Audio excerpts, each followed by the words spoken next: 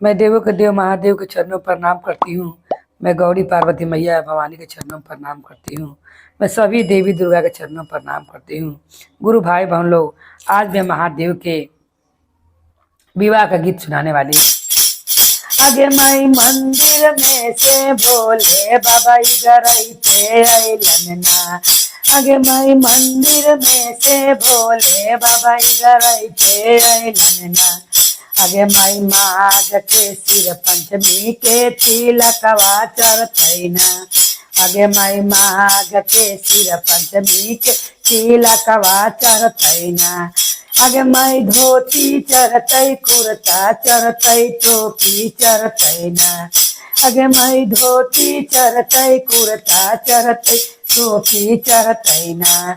आगे माई संगे संगे भांगिया के गोलवा चढ़तैना। आगे माई संगे संगे भांगिया ठाकुरवा चढ़तैना। आगे माई मंदिर में से भोले बाबा अगरैते अइलन ना। आगे माई मंदिर में से भोले बाबा अगरैते अइलन ना।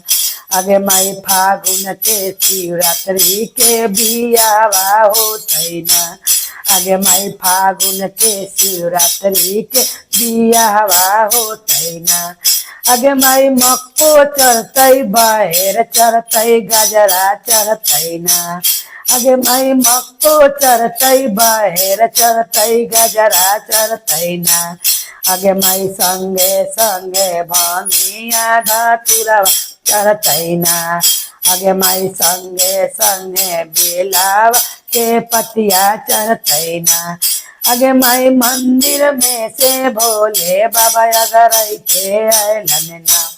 आगे माई मंदिर में से भोले बाबा अगरैते अइलन ना। आगे माई फागुन के शिवरात्रि के बियाहवा होतैना। आगे माई फागुन के शिवरात्रि के बियाहवा होतैना। हर महादेव की जय।